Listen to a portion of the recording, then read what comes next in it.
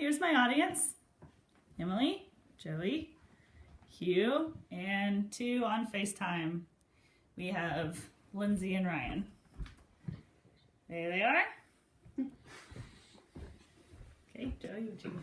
Do I have to flip it, right? Yeah. Okay. Hey, ready? Okay. Bless you. Yes. Okay. I'm thinking about opening my own preschool. And because the age group is so young, there's not really a whole lot of learning going on. So long as the activities are safe, it doesn't really matter what we do, right? Wrong. According to the textbook, Infancy Development from Birth to Age 3, 80% of brain growth occurs by age 3, 90% of brain growth occurs by age 5. 0 to 5 is a very important time for learning. So considering that, I need to provide high-intensity reading and math curriculum for as much time as I can during the day. Also wrong. What's appropriate for a first or a second grader is not appropriate for an infant or a toddler classroom. So how do we know what developmentally appropriate preschool classroom looks like? We can look at 2 models to find this out. The Montessori method and the Reggio Emilia approach. While these programs differ, both are examples of developmentally appropriate practices in a preschool program. The Montessori method was developed by Dr. Maria Montessori, who is a physician and an educator in Italy. She opened her first school in 1907 and built her curriculum off of her research that discovered ways that children naturally learn. According to the American Montessori Society, the hallmarks of a Montessori classroom include multi-age grouping to foster peer learning. This means that in one classroom, you might have children of multiple ages, because as Dr. Montessori's research found, children model what their peers are doing, and it can enhance their learning of new skills. You also might find uninterrupted blocks of work time. This is based on the idea that the longer a child engages in play, the higher quality of the learning experience that they're having.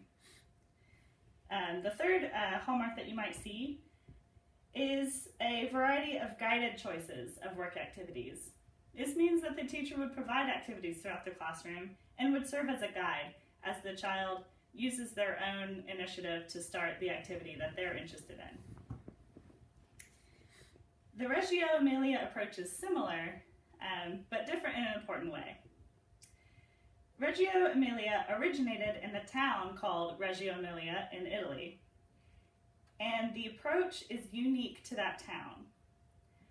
Unlike Montessori, Reggio is not technically a method, meaning that a preschool cannot be certified in Reggio. Instead, the preschool can use the Reggio Emilia approach to build their curriculum as a source of inspiration.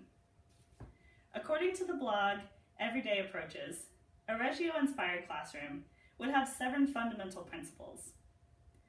The first principle that they would follow is that children are capable of constructing their own learning.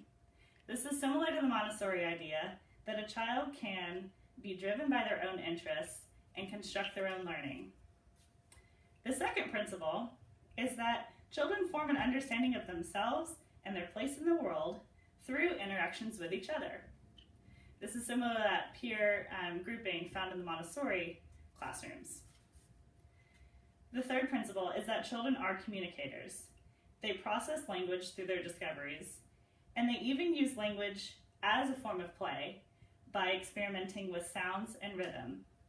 Children are communicators is an important fundamental principle in the Reggio model approach, because this would encourage teachers to engage children in conversation and view children's conversation as more than just relaying messages, but as an actual act of learning.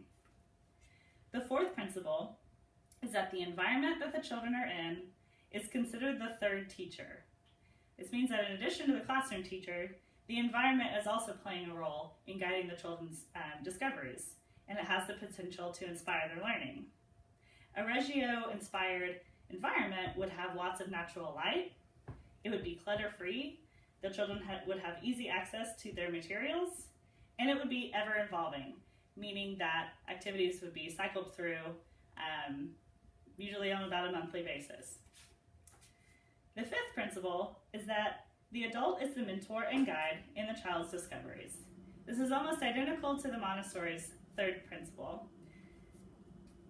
The sixth principle is an emphasis on documenting children's thoughts. In a Reggio-inspired classroom, you would see lots of children's art, you would hear lots of music that children are making, and you would see an emphasis on making what the child is thinking and learning visible. The seventh and most important fundamental principle is what's referred to as the 100 languages of children. This idea is that children use a vast number of ways to express understanding, thinking, and learning. The idea is that learning and play are not separate, but are intertwined as a child plays to express their understanding of the world and explore new things. Just a few examples of these languages might be dramatic play, like you would find in a playhouse. It may be music, it may be modeling what their peers or teachers are doing, it may be art, and it may be language. So the Montessori and Reggio models are significantly different in that a Montessori method can give a preschool an accreditation, and a Reggio is more of an approach from which to draw inspiration for your curriculum. But they are similar in that both approaches are appropriate in setting up a high-quality preschool classroom curriculum.